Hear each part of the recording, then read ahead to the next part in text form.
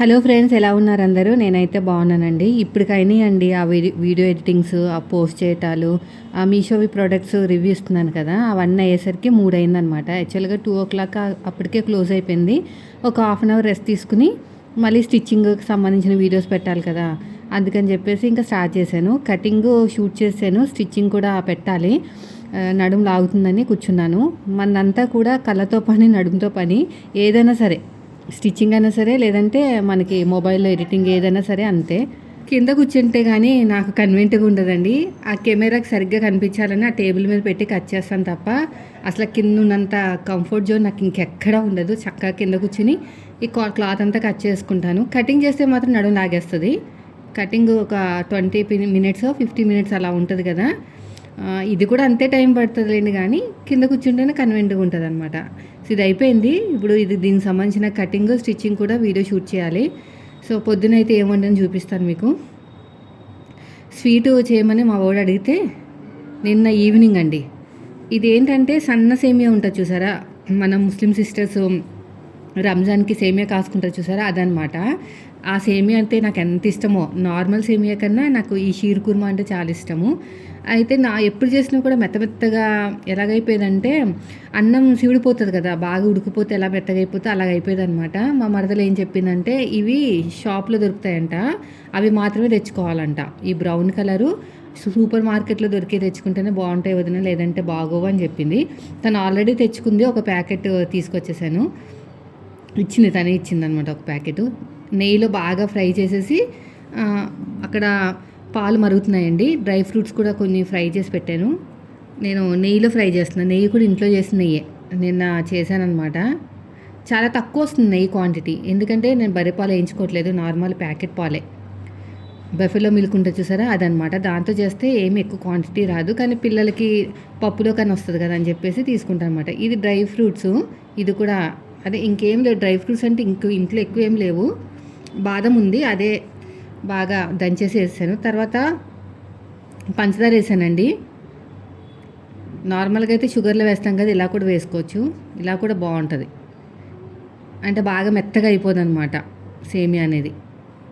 పంచదార వేస్తే కొంచెం గట్టిపడుతుంది కదా ఎంతైనా. ఇది బాగా కరిగిన తర్వాత, అంటే మొత్తం కరగాల్సిన అవసరం లేదు, జస్ట్ నార్మల్గా హీట్లో ఫ్రై అవుతుంది కదా, అయిన తర్వాత పాలు వేసేసుకుంటామే. 4గురికి వచ్చిందండి. చాలా బాగుంటుంది తెలుసా. షీర్ కుర్మా ఇంకా బాగా చేస్తారు, కానీ పెద్ద ప్రాసెస్ అది. అన్ని డ్రై ఫ్రూట్స్ వేస్తారు, నెయ్యి ఎక్కువ వేస్తారు, ఖర్జూరం పేస్ట్ కూడా వేస్తారు. అది వేస్తే ఇంకా టేస్ట్ బాగుంటుంది. మనకి పలుచగా ఉండదన్నమాట పాలు అనేవి. నాకేంటో కొంచెం స్టవ్ మీద ఏదైనా పడిందంటే తుడిచేసుకుంటాం అలవాటు. బుక్ చేయాలండి, బీకో అని రీయూజబుల్, అంటే మనకి అవి ఉంటాయి, టవల్స్ ఉంటాయి అన్నమాట, రీయూజబుల్ అని 100 టైమ్స్ యూజ్ చేసుకోవచ్చు. అది బుక్ చేయాలి. ఇది పాలు వచ్చేసి చిక్కడి పాలండి, కొంచెం కొంచెం వేసుకుని మరిగించేసుకుంటే అయిపోతుంది. లేదంటే మరుగుతున్న పాలలో కూడా వేసేసుకోవచ్చు. చూసారా, అంతసేపట్లోనే నేను ఎలా తుడిచేస్తున్నానో, నాకు బాగా అలవాటు. క్లాత్ తుడిస్తే అస్తమాను క్లాత్ పిండాలంటే ఆరాలంటే టైం పడుతుంది. ఆ టవల్స్ అయితే తొందరగా ఆరిపోతాయి అనమాట. టేస్ట్ బాగుంది. పిల్లలు కదా తక్కువ తింటారు, ఎక్కువ తినరు. మాకైతే ఒక గ్లాస్ వచ్చింది, టోటల్గా 4 గ్లాసెస్ దాకా అయినాయండి. కొంచెం చిక్కబడింది, మళ్ళీ నేను పాలు వేశాను. సో నేనైతే ఈవినింగ్ సేమే చేశాను. నిన్నంటే మీరు వీడియో చూసేదానికి మొన్న ఈవినింగ్ అవుతుంది.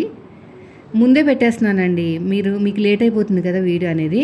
నెయ్యి చేశానని చెప్పాను కదా, ఏదో వడగడుతున్నాను. ఎంత నెయ్యి వచ్చిందో చూడండి. వారం రోజులున్న వెన్నంతా దాస్తే ఇంత వచ్చింది, అంటే చిన్న గ్లాసు అంత అనుకోండి. ఎంతో కొంత అన్నట్టు చేస్తున్నాను, కానీ పని ఎక్కువ అండి. మీరు పావు కిలో నెయ్యి చేసినా అదే టైం పడుతుంది, అదే గిన్నెలు క్లీన్ చేయటాలు.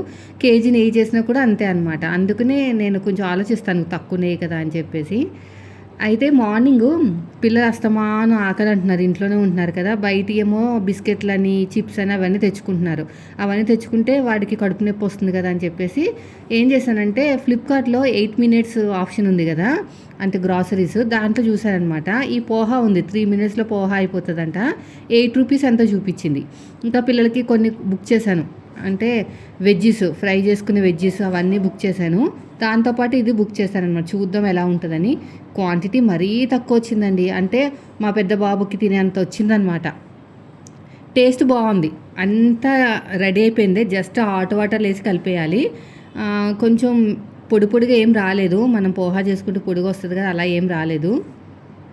కానీ టేస్ట్ మాత్రం చాలా బాగుంది. క్వాంటిటీ చాలా తక్కువ, 2 ముద్దల కంటే ఎక్కువ రాదు మనకైతే, పెద్దవాళ్ళకి. పిల్లలకైతే ఏమో తింటారు కానీ కొంచెం ఏమో అడుగంటేసింది కూడా. కొంచెం సేపటికి వచ్చేసిందిలేండి. తర్వాత పాలు మరిగించేస్తున్నాను, తోడు పెట్టాలన్నమాట. తోడు పెట్టడానికి మంచి పాలే తీసుకొస్తాము, కమ్మగా ఉంటుందని. ఇడ్లీ పిండి కూడా బయట నుంచే తెచ్చేసానండి. చెప్పాను కదా ఒకసారి వీడియోలో, బయట అమ్ముతున్నారు. ఒక సిస్టర్ ఏంటంటే తనే మేకింగ్ చేసి ఇంట్లో అమ్ముతున్నారనమాట. ఇంట్లో చేసే ఫుడ్ కాబట్టి హెల్తీగానే ఉంటుంది.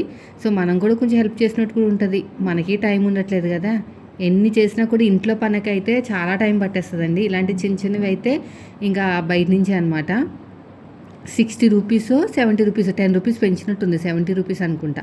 ఇడ్లీ పిండి అయితే మాకు ఒక రోజు వస్తుంది. 2 ఇడ్లీలు, అదే ఇంకొక 2 రేకులు అవుతాయి. ఒక రోజు వచ్చిన తర్వాత ఇంకో 2 రేకులు అవుతాయి. తర్వాత దోశల పిండి అయితే మాకు 2 రోజులు వస్తుంది. కానీ దోశలు తినొద్దని ఒక సిస్టర్ చెప్పారనమాట. సమ్మర్ కదా, పెద్ద బాబు కూడా హీట్ ఎక్కువైతే ముక్కులోంచి రక్తం వస్తుంది చికెన్ తిన్నా ఈ సమ్మర్లో.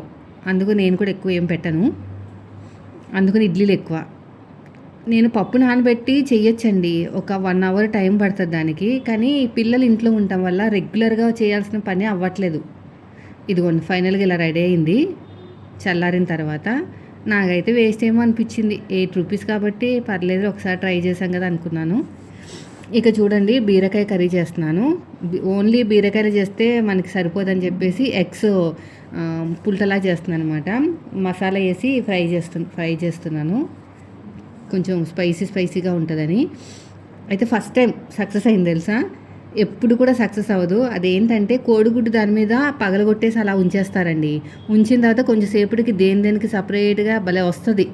అంటే లడ్డూలాగా చిన్న సైజు అప్పడంలాగా భలే వస్తుంది అనమాట. నాకు ఎప్పుడు వచ్చేది కాదు. ఏం చేసేదాన్ని అంటే మొత్తం అంతా కలిపేసేదాన్ని అనమాట. అంటే ఎగ్ పులుసులాగా అయిపోయేది బీరకాయలో. ఎప్పుడు వచ్చేది కాదు, ఈసారి వచ్చింది. ఒక వీడియో చూశాను రీసెంట్గా, అలా ట్రై చేశాను. ఫస్ట్ కర్రీలా చేసేసానండి. ఉప్పు కారాలు గరం మసాలా వేసేసిన తర్వాత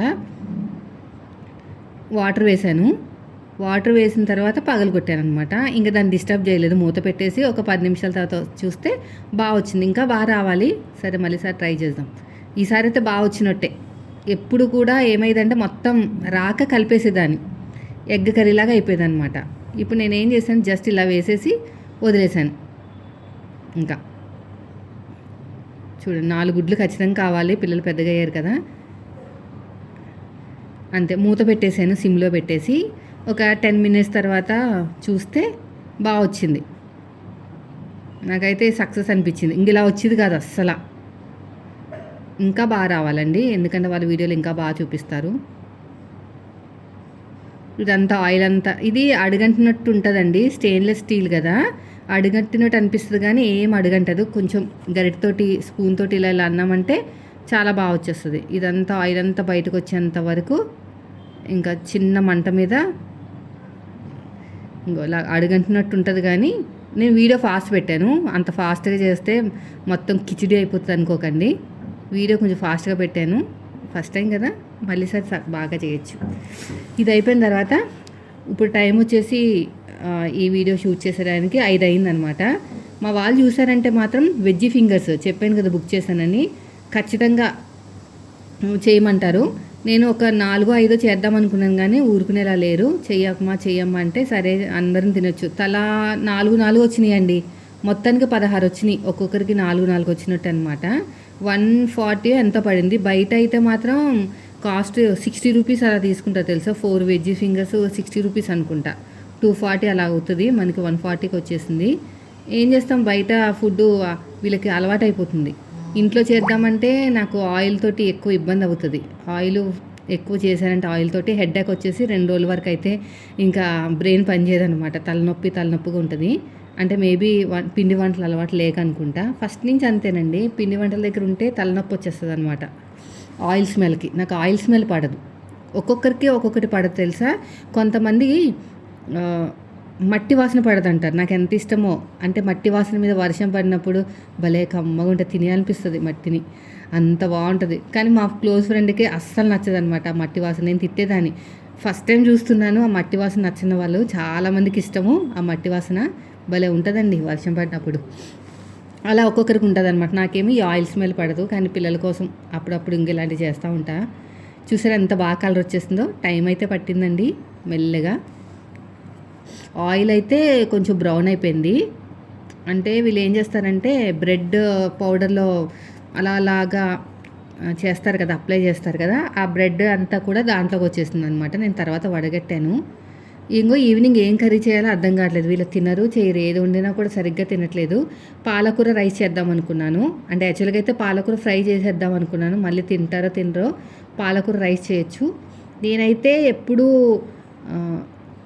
అదేంటంటే కరివేపాకు వేసి పుదీనా రైస్ చేస్తాను. చాలా బాగుంటుంది పుదీనా రైస్, చాలా ఇష్టంగా తింటారు. అస్తమాను పుదీనా రైస్ ఎందుకులే, ఇలా పాలకూర రైస్ తింటే కూడా మంచిదే కదా హెల్త్కి అని చెప్పేసి ట్రై చేశాను. అది కూడా బాగా వచ్చింది తెలుసా. ఆల్మోస్ట్ ఈరోజు అన్నీ సక్సెస్ అయినట్టేనండి, ఏది పాడవలేదు. అది కూడా నేను ఏమి పెద్ద ఇంట్రెస్ట్గా కూడా చేయలేదు. ఇంకా పిల్లల కోసం ఇంట్లో ఉంటున్నారు కదా, బయట ఫుడ్ అలవాటు అయిపోతుంది, స్నాక్స్ ఎక్కువ అలవాటు అయిపోతున్నాయి అని చెప్పేసి చేశాను. బాగా వచ్చినాయి, ఇది కూడా బాగానే వచ్చినాయి, ఏం పాడవలేదు, మంచిగా ఇచ్చారు.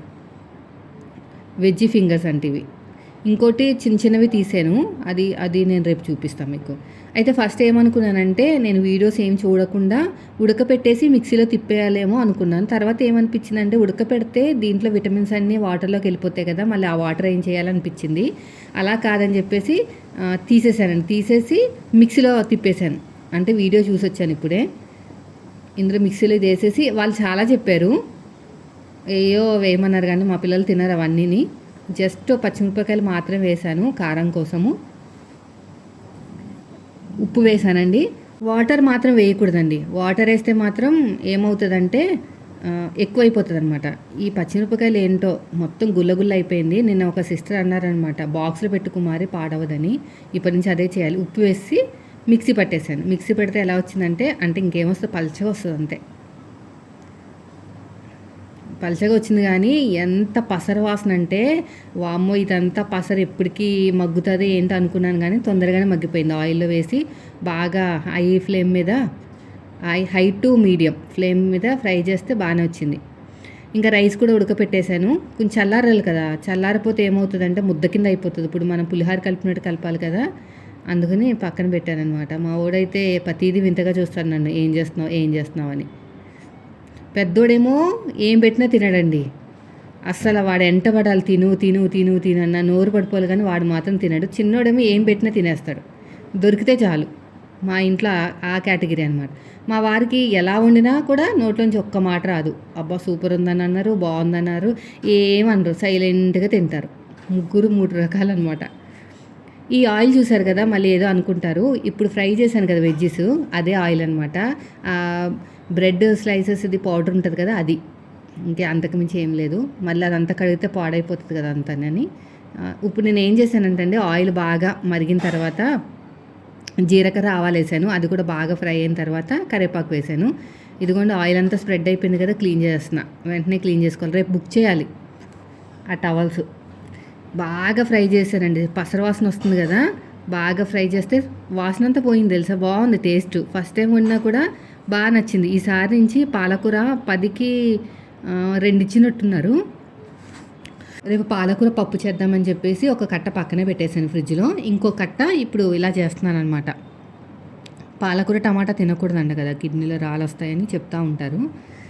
కానీ టేస్ట్ మాత్రం బాగుందండి. మొత్తం ఆయిల్ అంతా బయటకు వచ్చేంతవరకు బాగా ఫ్రై చేశాను. మళ్ళీ పసర వాసన వస్తే తినలేం కదా, ఫుల్ స్మెల్ వస్తుంది తెలుసా వాసన. ఇలా బాగా ఫ్రై చేశాను. ఇంకా విటమిన్స్ కూడా ఏం పోలేండి. Medium to high to medium flame అలా అడ్జస్ట్మెంట్ చేసుకుంటూ మూత పెట్టేసి కొంచెం సేపు ఇంకో ఇలా వచ్చింది. సో ఫైనల్గా అయితే ఇంకా రెడీ అయిపోయినట్టే, స్మెల్ కూడా ఏం రావట్లేదు, బాగుంది. ఇంకా కొంచెం పెరుగులోకి కొంచెం రైస్ ఉంచేసి మిగతాదంతా కూడా దీంట్లో వేసేసి ఫ్రైడ్ రైస్ టైప్లో కలిపేశాను. పిల్లలు బాగా ఇష్టంగా తిన్నారు. వెజ్జీస్ అవి తిన్నారు కాబట్టి ఎక్కువ తినలేదులేండి. నేను కూడా ఎక్కువ రైస్ కూడా ఏం వండలేదు. ఉప్పు వేసానండి, రైస్లో ఉప్పు లేదు కదా, అందుకని ఇంకా బాగా కలిపేసిన తర్వాత ఇంకా పక్కన పెట్టేశాను. బాగుంది, టేస్ట్ అయితే చాలా బాగుంది. కానీ వీడియోస్లో చాలా చూపించారు, వెల్లుల్లిపాయ వేసారు మిక్సీ పట్టేటప్పుడు, ఇంకా 2-3 రకాలు వేశారు, కానీ నేను సింపుల్గా చేసేసాను.